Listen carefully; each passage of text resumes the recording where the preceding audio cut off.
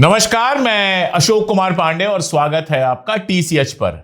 मनरेगा को जी राम जी बना तो दिया मोदी जी ने, लेकिन अब एनडीए के अंदर से ही, उनके अपने कुनबे से ही इसमें बहुत ज्यादा विरोध होना शुरू हो गया है और ऐसा लगता है कि यह बिल पास करा पाना, इस बिल को लागू करा पाना मोदी जी के लिए आसान नहीं होगा। देखिए, मोदी जी का एक तरीका बहुत अच्छा है, मोदी सरकार का तरीका बहुत अच्छा है।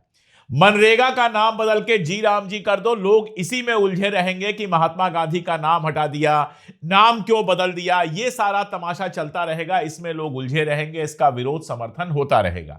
लेकिन असल खेल ये करो कि अंदर अंदर मनरेगा को खत्म कर दो, अंदर अंदर उसका तमाशा बना दो, उसको पूरी तरह से खत्म कर दो। मनरेगा से कैपिटलिस्टों को, अदानी अंबानी जैसे, अदानी तो खैर, अदानी के यहां लोग काम ही कितने करते हैं, लेकिन जो दूसरे पूंजीपति हैं उनको परेशानी बहुत होती है, क्योंकि मजदूर जो हैं उनको अपने गांव में ही रोजगार मिल जाता है। तो अगर आप उससे अच्छा पैसा देंगे तब तो आपके पास काम करने आएंगे, वरना आपके पास काम करने नहीं आएंगे। असल में बदलना यह था और असल में यही बदला गया है अंदर अंदर। नाम तो इसलिए बदल दिया गया कि इसके कंटेंट पर कोई बात ना हो, सिर्फ नाम पर बात हो। लेकिन मोदी जी ये भूल गए कि उनके साथ टीडीपी भी है और उनके साथ जेडीयू भी है, और इन दोनों की अपने अपने प्रदेश में राज्य सरकार है और इनको भी बहुत समस्या होने वाली है। क्या बयान आए हैं, क्या विरोध हो रहे हैं, इस पर बात करेंगे, लेकिन थोड़ा समझ लें कि असल मामला क्या है। अभी तक यह था कि 90% जो था उसका पैसा, जो बजट था उसका 90% केंद्र देता था और 10% राज्य देता था। इसके अलावा यह था कि रोजगार का अधिकार था, जो काम मांगेगा उसको काम मिलेगा, और गांव को अपनी आजादी थी कि अपने हिसाब से वो चयन कर सकें कि कौन सा काम उनको कराना है, कौन सा उनको काम नहीं कराना है। अब इसमें चेंज कई सारे कर दिए गए। पहले 90% केंद्र सरकार दे रही थी, 10% राज्य सरकार दे रही थी, अब 60% केंद्र सरकार देगी और राज्य सरकार का बोझा बढ़ा के कर दिया गया है 40%। यह तो हो गई एक बात। दूसरी बात यह कि इसका बजट लिमिटेड कर दिया गया है, फिक्स बजट कर दिया गया है। पहले यह था कि जो भी काम मांगेगा काम मिलेगा, तो बजट फिक्स नहीं था, जितना खर्चा आएगा सरकार करेगी।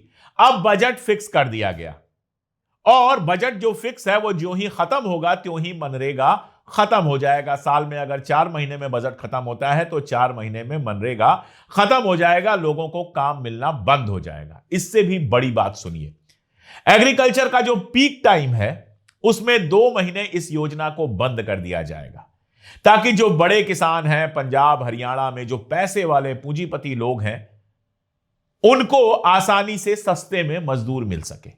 यानी 2 महीने तो ऐसे ही माइनस कर दिए, साल में 10 महीने ही मजदूरी मिलेगी, और उस 10 महीने से भी आप अगर देखेंगे कि बजट पहले खत्म हो जाता है तो हो सकता है कि 4 महीने और 6 महीने की ही मजदूरी मिले।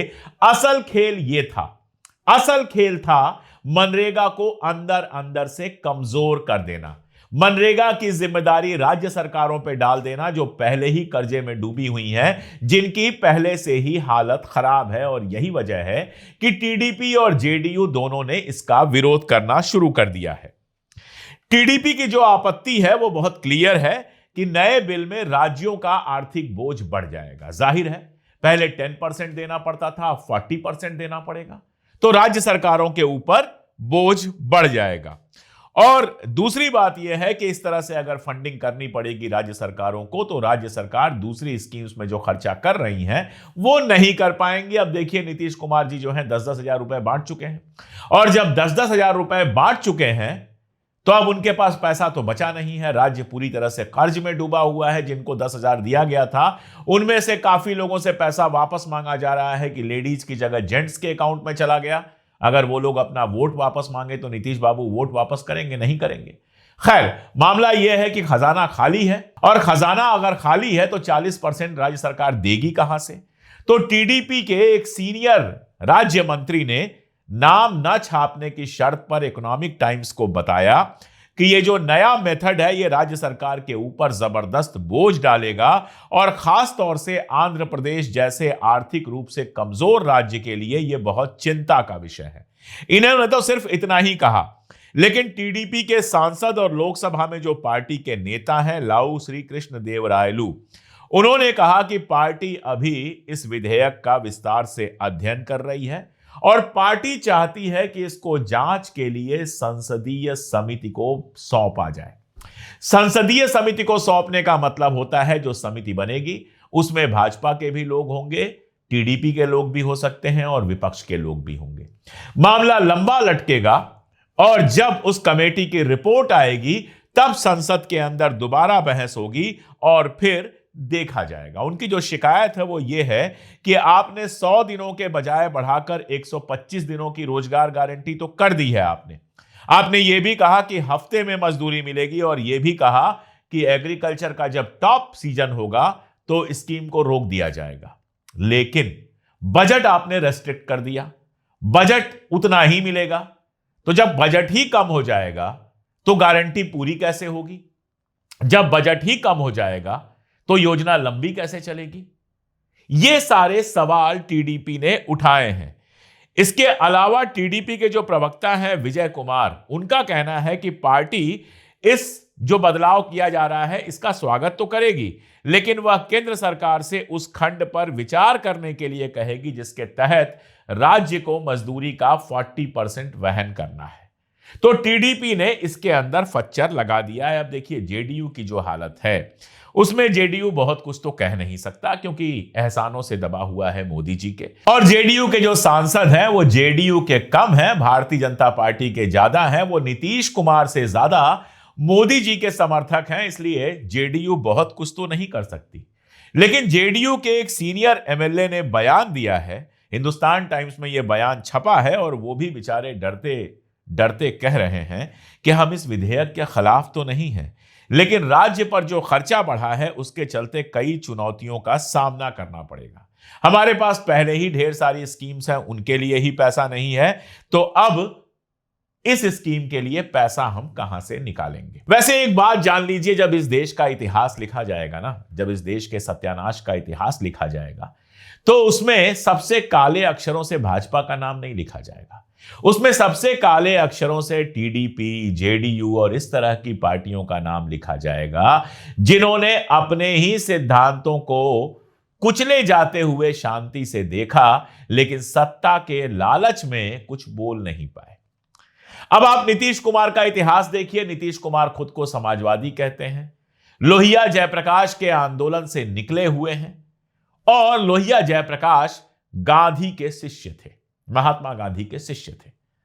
नीतीश कुमार भी महात्मा गांधी के बारे में बड़ी बड़ी बातें करते रहे, लेकिन आज मनरेगा स्कीम से महात्मा गांधी का नाम हटा दिया गया और हिम्मत नहीं है नीतीश कुमार की कि एक लाइन कह दे कि भैया एक स्कीम में अगर महात्मा गांधी का नाम पड़ा हुआ था तो आपको क्या दिक्कत हो रही थी?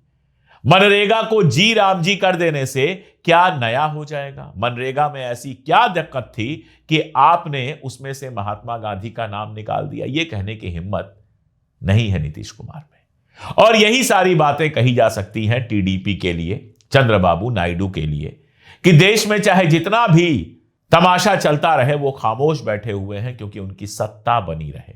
सत्ता से ज्यादा कोई चीज इन लोगों को दिखाई नहीं दे रही है। कल एक बड़ा मजेदार बयान मैं देख रहा था और वो बयान दिया था ज्योतिरादित्य सिंधिया जी ने, जो मंत्री हैं, और उनका बयान था कि विपक्ष को सिर्फ सत्ता की भूख है, जनसेवा नहीं करना चाहते हैं। जो आदमी 4 साल बिना सत्ता के नहीं रह पाया, पार्टी बदल दी, अपनी पार्टी तोड़ दी और जाकर भारतीय जनता पार्टी में शामिल हो गया ताकि मंत्री बन सके, वो जनसेवा की बात कर रहा है, वो दूसरों के ऊपर सत्ता के भूख की बात कर रहा है। आजकल ऐसे ही उलटबासी का जमाना है।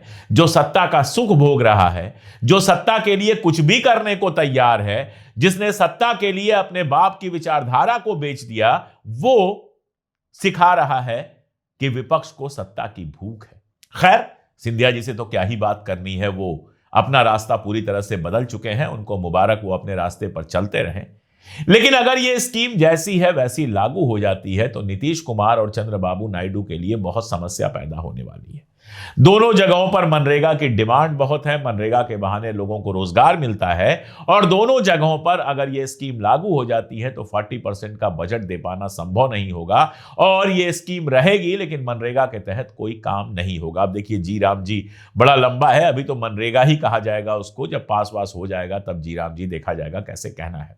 और यह कहना कि राम जी के नाम से क्या दिक्कत है, भैया राम मंदिर बनवाया, जो बनवाना है वो बनवाइए, लेकिन महात्मा गांधी को हटाकर राम जी करने की क्या जरूरत है।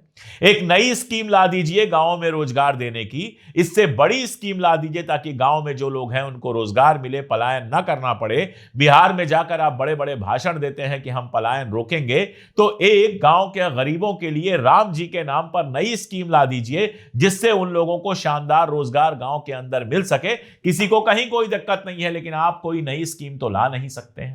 पुरानी स्कीम से बजट खींच रहे हैं और बजट पे चर्चा कम हो इसके लिए आप उसमें राम जी का नाम जोड़ रहे हैं। अब देखिए एक बात मैं साफ साफ कह दूं कि इससे एनडीए सरकार को कोई खतरा नहीं होना है, क्योंकि ना तो नीतीश कुमार की कोई हिम्मत है और ना ही चंद्रबाबू नायडू की हिम्मत है कि समर्थन वापस लेने की बात करें। ये लोग समर्थन वगैरह तभी वापस लेंगे जब इनकी गद्दी सुरक्षित हो जाएगी और कोई बहुत बड़ी समस्या इनकी गद्दी पर आ जाएगी। जब तक इनकी गद्दी सुरक्षित है, कोई कितनी बार भी सरकार गिरा ले, सरकार नहीं गिरने वाली है। ये मुझसे आप लिख के ले लीजिए। व्यूज के लिए रोज सरकार हम भी गिरा सकते हैं, लेकिन ये सब बेवकूफाना बातें हैं, कहीं कोई सरकार नहीं गिर रही। लेकिन इतना जरूर है कि इस स्कीम को एज इट इज पास करा पाना मोदी जी के लिए आसान नहीं होगा।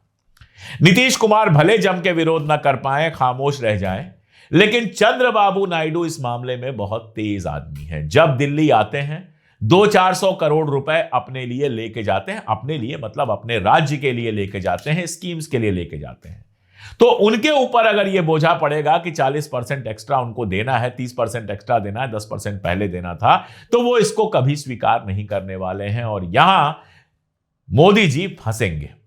अगर वाकई टीडीपी इस मांग पे अड़ गई और बाकी विपक्ष उसके साथ है ही, कांग्रेस लगातार विरोध कर रहा है, राहुल गांधी ने तो एक लंबा ट्वीट भी लिखा था और खड़गे साहब ने बयान भी अंदर दिया था, प्रियंका गांधी भी इस पर बोली थी, बाकी लोग तो बोल ही रहे हैं, पूरा विपक्ष तो इसके खिलाफ है ही। अब अगर ऐसे में टीडीपी ये डिमांड उठाती है कि इसको संसदीय समिति के पास, पार्लियामेंट्री कमेटी के पास भेजा जाए, तो मोदी जी को झुकना पड़ेगा और मानना पड़ेगा जैसा वक्फ बोर्ड के मामले में हुआ था। और एक बार पार्लियामेंट्री कमेटी में मामला चला गया तो फिर समझिए कि यह लागू होना लगभग असंभव हो जाएगा। तो भले मोदी जी ऐसे व्यवहार करते हो, शाह साहब ऐसे व्यवहार करते हो जैसे वाकई 400 की सरकार चला रहे हो, लेकिन बीच बीच में कम से कम चंद्रबाबू नायडू इतना फंदा तो डाल ही देते हैं कि मोदी जी को एहसास हो जाए कि उनकी सरकार पूर्ण बहुमत की नहीं है, उनकी सरकार समर्थन पर चल रही है। अब कुछ ले दे के मामला निपटा दिया जाएगा, अलग से 200-400 करोड़ रुपए देकर चंद्रबाबू नायडू को मना लिया जाएगा, या फिर चंद्रबाबू नायडू अपनी मांग पर अड़े रहेंगे, ये तो देखने वाली बात होगी। लेकिन फिलहाल मनरेगा और जी राम जी के बीच एनडीए फंस तो गया है, अंदर फच्चर लग तो गए हैं। ये फच्चर कहां तक खिंचते हैं, ये मामला कहां तक जाता है, ये आने वाला समय बताएगा। एक बार और बोल दूं, सरकार नहीं गिरने वाली है, इसलिए ज्यादा खुश होने की जरूरत नहीं है।